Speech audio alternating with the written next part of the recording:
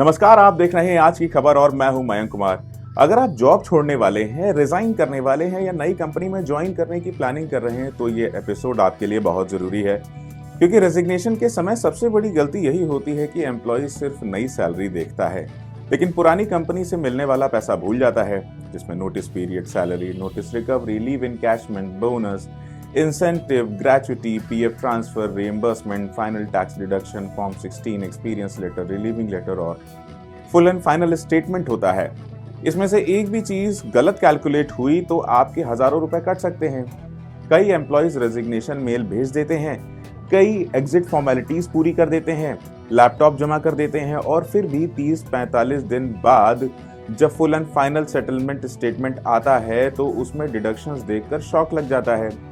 कहीं notice recovery गलत लगी होती है, कहीं नोटिस रिकवरी में पेच होता है, कहीं लीव इनकैशमेंट मिसिंग होती है, कहीं बोनस होल्ड हो जाता है, कहीं ग्रेचुटी नहीं दिखती, कहीं रिइंबर्समेंट रिजेक्ट हो जाता है, कहीं पीएफ ट्रांसफर नहीं होता और सबसे बड़ी गलती एम्प्लॉय स्टेटमेंट पढ़े बिना सेटल्ड मान लेता है। आज की प्रॉफिट पाठशाला में हम समझेंगे कि रिजाइन करने से पहले कौन कौन सी 10 कैलकुलेशंस करनी चाहिए ताकि फुल एंड फाइनल सेटलमेंट में आपका पैसा ना कटे।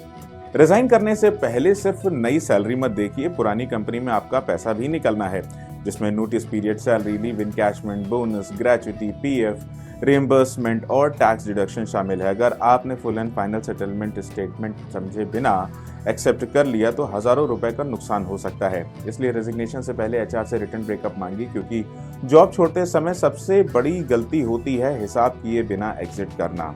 सबसे पहले समझिए फुल एंड फाइनल सेटलमेंट यानी एफएनएफ क्या होता है।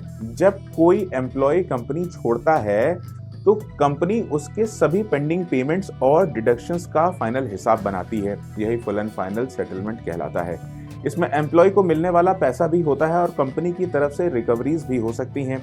मिलने वाली चीजों में शामिल होते हैं लास्ट वर्किंग मंथ की सैलरी, नोटिस पीरियड की सैलरी अगर आपने काम किया है, अर्न लीव या प्रिविलेज लीव एनकैशमेंट अगर पॉलिसी में एलिजिबल है, बोनस या इंसेंटिव अगर पेएबल है, पेंडिंग रिएम्बर्समेंट, ग्रेचुटी अगर एलिजिबल है, वेरिएबल पे अगर पॉलिसी में पेएबल है और स्टैट्यूटरी ड्यूज से जुड़ी एंट्रीज डिडक्शन में शामिल हो सकते हैं।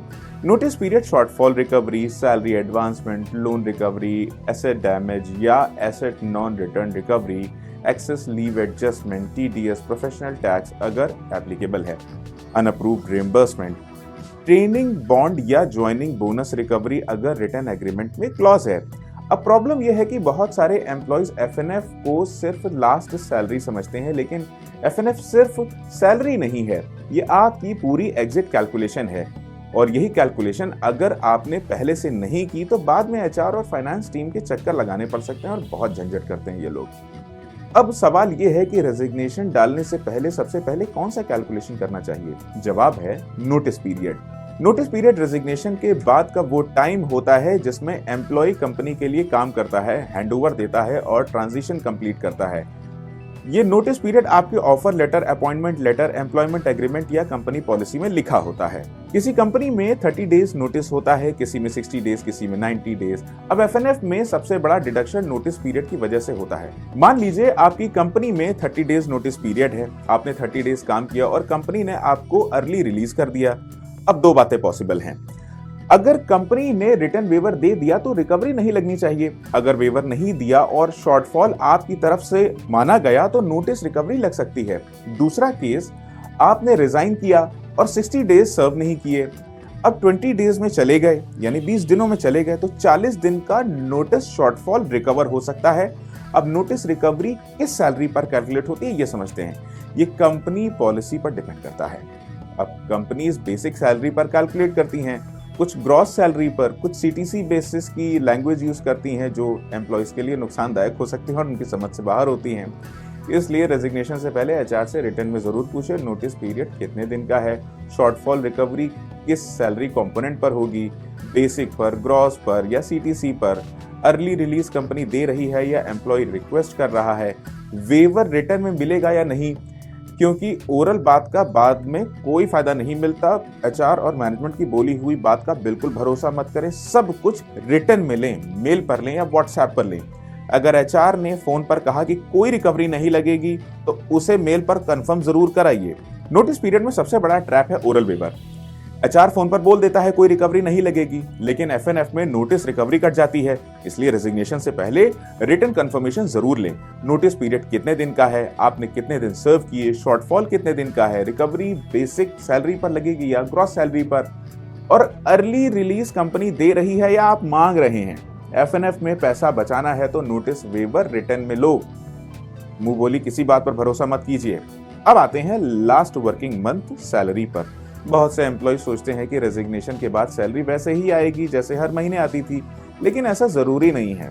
कई कंपनीज रेजिग्नेशन के बाद सैलरी होल्ड कर देती हैं और उसे एफएनएफ में एडजस्ट करती हैं। मान लीजिए आपका लास्ट वर्किंग डे 18 जून है, यानी 18 जून है, तो आपको जून की सैलरी नहीं मिलेगी। आपको 1 जून से 18 जून तक की सैलरी मिलेगी। ये 18 जून को अपनी डेट के हिसाब से मैनेज कर लीजिए। अब कैलकुलेशन में paid days, weekly off, holidays, leave इन एडजस्टमेंट और अटेंडेंस रिकॉर्ड इंपॉर्टेंट हो जाते हैं। अगर अटेंडेंस गलत है तो सैलरी कम बन सकती है। अगर लीव विदाउट पे गलत मार्क हो गया तो सैलरी कट सकती है। अगर लास्ट वर्किंग डे सिस्टम में गलत अपडेट हुआ तो एफएनएफ कैलकुलेशन गलत हो सकता है।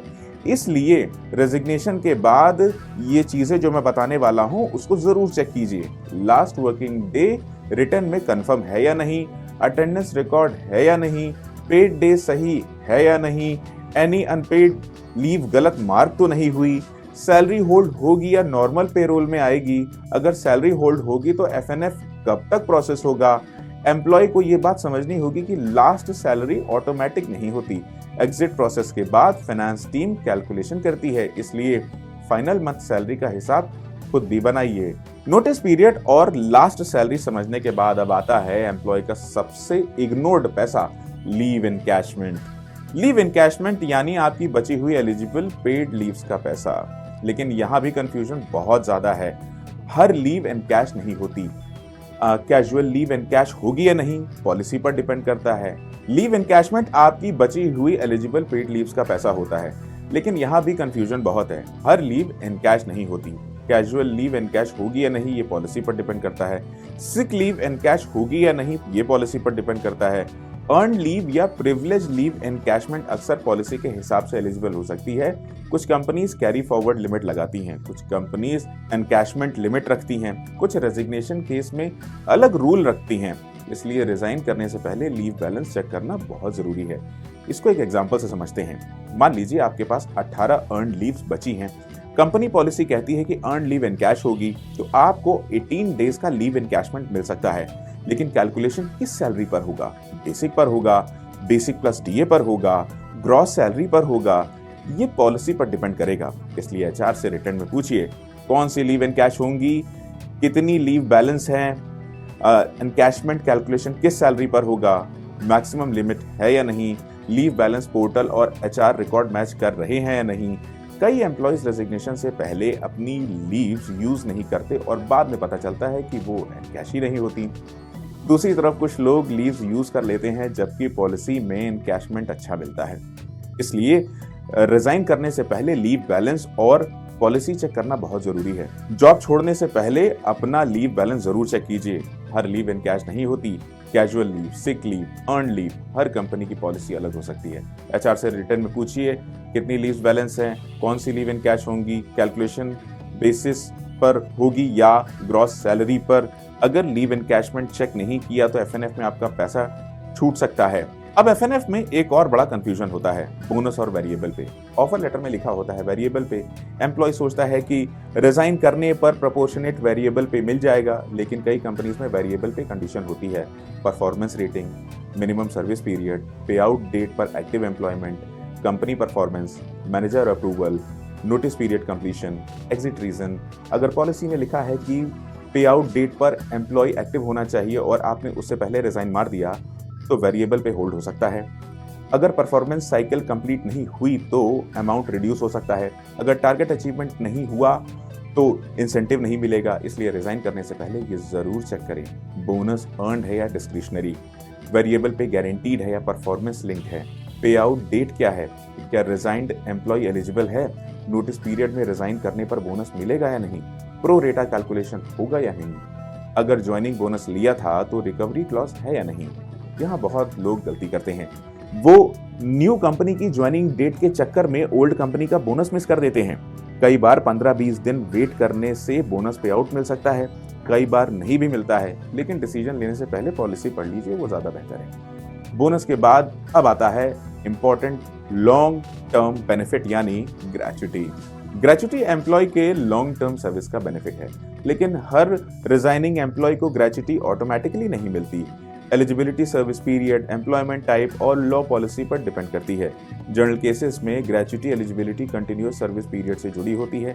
ग्रेच्युटी कैलकुलेशन में लास्ट ड्रॉन बेसिक सैलरी और डीए इंपॉर्टेंट होते हैं। फॉर्मूला आमतौर पर ऐसे समझा जाता है: last drawn basic salary plus DA multiply by completed years of service multiply by 15 divided by 26। अब एम्प्लॉय गलती क्या करता है? वो सीटीसी में ग्रेच्युटी देखकर सोचता है कि पैसा उसका है और कभी भी मिल जाएगा, लेकिन अगर एलिजिबिलिटी पूरी नहीं हुई तो ग्रेच्युटी नहीं मिल सकती। अगर बेसिक सैलरी कम है तो ग्रेच्युटी अमाउंट कम बनेगा। अगर सर्विस पीरियड कैलकुलेशन गलत है तो अमाउंट पर फर्क आ सकता है। अगर कंपनी ने ग्रेच्युटी सीटीसी में दिखाया है तो ऑफर लेटर और एफएनएफ स्टेटमेंट में उसका ट्रीटमेंट समझना बेहद जरूरी है। रेजिग्नेशन से पहले एचआर से पूछिए, मेरी ग्रेच्युटी एलिजिबिलिटी बनी है भी या नहीं? सर्विस पीरियड कैसे काउंट होगा? ग्रेच्युटी कैलकुलेशन किस सैलरी पर होगी? क्या कोई ब्रेक इन सर्विस दिख रहा है? ग्रेच्युटी एफएनएफ में आएगी या सेपरेट प्रोसेस होगा? पेमेंट कब तक होगा? सीटीसी में ग्रेच्युटी दिख रही है, इसका मतलब ये नहीं कि जॉब छोड़ते ही पैसा मिल जाएगा। ग्रेच्युटी एलिजिबिलिटी सर्विस पीरियड से जुड़ी होती है। Calculation generally basic salary plus DA पर होती है, इसलिए रिजाइन करने से पहले एचआर से रिटर्न में पूछिए, एलिजिबिलिटी बनी है या नहीं, सर्विस पीरियड कितना काउंट हो रहा है, बेसिक सैलरी कितनी ली जा रही है, ग्रेच्युटी एफएनएफ में आएगी या अलग प्रोसेस होगी। अब बात करते हैं पीएफ की। जॉब छोड़ते समय बहुत लोग पीएफ को इग्नोर कर देते हैं, कहते हैं बाद में देखेंगे, लेकिन बाद में old PF account, old member ID, UAN, KYC और ट्रांसफर में कंफ्यूजन हो जाता है। ईपीएफओ में यूएएन परमानेंट नंबर होता है और जॉब चेंज होने पर भी वही रहता है। नई कंपनी में ज्वाइन करते समय पुराने यूएएन को ही देना चाहिए। अगर नया यूएएन बन गया तो अमाउंट मर्ज या ट्रांसफर का इशू आ सकता है। मेरे केस में आया था। जॉब छोड़ते समय ये चेक कीजिए जो बता रहा हूं, यूएएन एक्टिव है या नहीं, आधार, पैन और बैंक केवाईसी अपडेटेड है या नहीं, ओल्ड कंपनी ने एग्जिट डेट अपडेट की या नहीं, ईपीएफओ पासबुक में लास्ट कंट्रीब्यूशन दिख रहा है या नहीं, पीएफ ट्रांसफर करना है या विड्रॉल, ईपीएस यानी पेंशन कंपोनेंट को समझना है या नहीं। पीएफ और ईपीएस अलग चीजें हैं। एम्प्लॉय को लगता है कि पीएफ बैलेंस दिख रहा है तो पूरा पैसा विड्रॉल हो जाएगा, लेकिन पीएफ, पेंशन, सर्विस हिस्ट्री और विड्रॉल एलिजिबिलिटी के अलग नियम हो सकते हैं। इसलिए जॉब स्विच करते समय पीएफ ट्रांसफर जनरली बेटर हो सकता है, specially long term retirement saving के लिए। लेकिन डिसीजन आपकी जरूरत, एलिजिबिलिटी और ईपीएफओ रूल्स पर डिपेंड करेगा। जॉब बदल रहे हैं, पीएफ को बाद में छोड़िए। यूएएन एक्टिव है या नहीं, चेक जरूर कीजिए। केवाईसी अपडेटेड है या नहीं, चेक कीजिए। ओल्ड एम्प्लॉयर ने एग्जिट डेट अपडेट की है या नहीं, चेक कीजिए। ईपीएफओ पासबुक में कंट्रीब्यूशन दिख रहा है या नहीं, चेक कीजिए। और याद रखिए, पीएफ और ईपीएस दोनों अलग चीजें हैं। जॉब स्विच में पीएफ ट्रांसफर और यूएएन लिंकिंग बेहद जरूरी है। अब आता है छोटा लेकिन इंपॉर्टेंट पैसा, रिइंबर्समेंट। कई एम्प्लॉयज का पैसा यहाँ अटक जाता है। Travel reimbursement, mobile bill, internet bill, medical reimbursement, food allowance, fuel reimbursement, client visit expense, office purchase, work from home expense. Employee सोचता है कि ये पैसा बाद में आ जाएगा, लेकिन कंपनी कहती है कि क्लेम सबमिशन डेडलाइन मिस हो गई, बिल नहीं लगाया, अप्रूवल नहीं मिला, पॉलिसी में अलाउड नहीं है, मैनेजर ने अप्रूव नहीं किया, कॉस्ट सेंटर क्लोज हो गया। इसलिए रिजाइन करने से पहले पेंडिंग क्लेम सबमिट कर दीजिए, बिल अटैच कर दीजिए, अप्रूवल मेल ले लीजिए, फाइनेंस एक्नॉलेजमेंट ले लीजिए और एफएनएफ स्टेटमेंट में रिइंबर्समेंट लाइन चेक कीजिए। अगर 2-2.5 हजार या 5,000 के स्मॉल क्लेम्स भी 4-5 जगह अटक गए तो टोटल अमाउंट बड़ा हो सकता है। रिइंबर्समेंट के बाद बात करते हैं डिडक्शंस की, क्योंकि एफएनएफ में पैसा सिर्फ जुड़ता नहीं, कटता भी है। एफएनएफ में एम्प्लॉय को सबसे ज्यादा शॉक डिडक्शंस देखकर लगता है। कॉमन डिडक्शंस क्या हो सकता है? Notice recovery, excess leave, salary advancement, company loan, laptop या asset damage, ID card, access card non return, training bond, joining bonus recovery, relocation allowance recovery, TDS, professional tax, insurance recovery, canteen transport dues. अब इनमें से हर deduction सही नहीं होती और हर deduction गलत भी नहीं होती। सवाल यह है कि डिडक्शन का बेसिस क्या है। रिटर्न पॉलिसी है, अग्रीमेंट है, एम्प्लॉय ने एक्नॉलेज किया था, कैलकुलेशन सही है, डेज सही काउंट हुए हैं, टैक्स सही लगा है, एसेट रिटर्न प्रूफ है। अगर आपने लैपटॉप जमा किया तो रिसिप्ट लीजिए, आईडी कार्ड दिया है तो एक्नॉलेजमेंट लीजिए, कंपनी फोन दिया है तो प्रूफ लीजिए, एक्सेस कार्ड जमा किया है तो मेल कंफर्मेशन लीजिए, क्योंकि बाद में एफएनएफ में एसेट रिकवरी लग जाए तो प्रूफ आपके पास होना चाहिए। एफएनएफ में डिडक्शन देखकर शॉक लग सकता है। Notice recovery, excess leave, salary advance, laptop recovery, joining bonus recovery, training bond, TDS. लेकिन हर डिडक्शन को ब्लाइंडली एक्सेप्ट मत कीजिए। एचआर से रिटर्न ब्रेकअप मांगिए, कैलकुलेशन किस बेसिस पर है पूछिए, एसेट जमा किया है तो रिसिप्ट रखिए, क्योंकि प्रूफ नहीं होगा तो पैसा कट सकता है। जॉब छोड़ते समय टैक्स कैलकुलेशन भी बहुत इंपॉर्टेंट है। अगर आपने साल के बीच में जॉब चेंज की है तो 2 एम्प्लॉयर्स की सैलरी हो सकती है। पुरानी कंपनी ने अपने हिसाब से टीडीएस काटा, नई कंपनी अपने हिसाब से टीडीएस काटेगी। अगर आपने न्यू एम्प्लॉयर को प्रीवियस सैलरी और टीडीएस डिटेल्स नहीं दी तो टोटल एनुअल इनकम पर टैक्स शॉर्टफॉल बन सकता है। फॉर्म 16 बहुत इंपॉर्टेंट डॉक्यूमेंट है। एम्प्लॉयर सैलरी और टीडीएस डिटेल के लिए फॉर्म 16 इशू करता है। आईटीआर फाइलिंग में फॉर्म 16, एआईएस और फॉर्म 26 एएस मैच करना जरूरी है। जॉब छोड़ते समय जो बताने जा रहा हूं उसे जरूर चेक कीजिए। फॉर्म 16 कब मिलेगा, फाइनल टीडीएस कितना काटा, एफएनएफ में एक्स्ट्रा टीडीएस लगा या नहीं, बोनस लीव एनकैशमेंट ग्रेजुटी का टैक्स ट्रीटमेंट क्या है, ओल्ड एम्प्लॉयर की सैलरी न्यू एम्प्लॉयर को डिक्लेयर करनी है या नहीं, फॉर्म 12B जैसे डिक्लेरेशन रिक्वायरमेंट है या नहीं। अगर ये नहीं किया तो आईटीआर फाइलिंग के समय टैक्स पेएबल निकल सकता है। एम्प्लॉय को लगता है कि सैलरी मिल गई, अब बात खत्म, लेकिन टैक्स ईयर पूरा होने पर दोनों सैलरीज जोड़कर टैक्स कैलकुलेशन होता है। जॉब चेंज के बाद टैक्स कैलकुलेशन मत भूलिए। ओल्ड कंपनी की सैलरी अलग, नई कंपनी की सैलरी अलग, दोनों का टीडीएस अलग। अगर आपने न्यू एम्प्लॉयर को प्रीवियस सैलरी डिटेल नहीं दी तो साल के अंत में टैक्स शॉर्टफॉल बन सकता है। इसलिए फॉर्म 16, फाइनल टीडीएस, एआईएस और फॉर्म 26 एएस मैच करना जरूरी है। एफएनएफ के बाद टैक्स प्लानिंग जरूर कीजिए। अब आखिरी और सबसे जरूरी कैलकुलेशन, डॉक्यूमेंट्स। एफएनएफ में पैसा पाने के लिए सिर्फ बोलना काफी नहीं है, प्रूफ चाहिए। Resignation acceptance, last working day confirmation, notice waiver mail, handover confirmation, asset return receipt, leave balance screenshot, bonus eligibility mail, reimbursement approval, gratuity eligibility confirmation, PF exit date update, final FNF statement, relieving letter, experience letter, form 16। अगर ये document आपके पास हैं तो आप confident होकर HR और finance team से बात कर सकते हैं। अगर डॉक्यूमेंट्स नहीं है तो आपकी बात कमजोर हो जाती है। इसलिए रेजिग्नेशन के समय हर बात रिटर्न में रखें। ऑफिस पॉलिटिक्स, वर्बल एश्योरेंस और फोन कॉल पर भरोसा मत कीजिए। प्रोफेशनल बनिए, प्रोफेशनल रहिए, लिखित में लीजिए, एक्नॉलेजमेंट लीजिए, फाइनल स्टेटमेंट पढ़िए और जब तक ब्रेकअप समझ ना आए सवाल पूछिए। रेजिग्नेशन के समय वर्बल बात पर भरोसा करना बेवकूफ़ी है। हर चीज़ रिटर्न में रखिए, जैसे notice waiver, last working day, asset return, leave balance, bonus eligibility, reimbursement approval, FNF breakup, relieving letter, experience letter, क्योंकि फुल एंड फाइनल सेटलमेंट में प्रूफ ही आपका पैसा बचा सकता है। अब पूरे एपिसोड को एक साथ समझिए। जॉब छोड़ना सिर्फ रेजिग्नेशन मेल भेजना नहीं है, ये फाइनेंशियल एग्जिट प्रोसेस है। रिजाइन करने से पहले 10 कैलकुलेशन जरूर कीजिए। नोटिस पीरियड सैलरी और recovery, last working month salary, leave encashment, bonus और वेरिएबल पे, ग्रेजुटी, पीएफ ट्रांसफर और यूएएन, पेंडिंग रीइंबर्समेंट, डिडक्शंस और रिकवरीज, फाइनल टैक्स और फॉर्म 16, डॉक्यूमेंट्स और रिटर्न प्रूफ। अगर आपने ये चेकलिस्ट फॉलो कर ली है तो एफएनएफ स्टेटमेंट देखकर शॉक नहीं लगेगा। आपको पता होगा कि कौन सा पैसा मिलना चाहिए, कौन सा नहीं और कौन सा डिडक्शन सही है। किस बात पर एचआर से सवाल पूछना है और किस डॉक्यूमेंट को संभाल कर रखना है। याद रखिए, रेजिग्नेशन इमोशनल डिसीजन हो सकता है, लेकिन full and final settlement pure calculation है। जॉब स्विच कीजिए, करियर ग्रो कीजिए, लेकिन अपना पैसा टेबल पर छोड़कर मत जाइए। आप देख रहे थे आज की खबर। मैं हूं मयंक कुमार। ऐसी ही काम की finance, salary, PF, gratuity, tax और एम्प्लॉय राइट से जुड़ी जानकारी के लिए मुझे सोशल मीडिया पर फॉलो कर लीजिए। मेरा हैंडल है @MYKLOGIC। Facebook, Insta, YouTube, x, कहीं पर भी मुझे सर्च में @MYK लॉजिक आप डालेंगे, मैं टॉप पर आऊँगा, मुझे फॉलो कर लीजिएगा।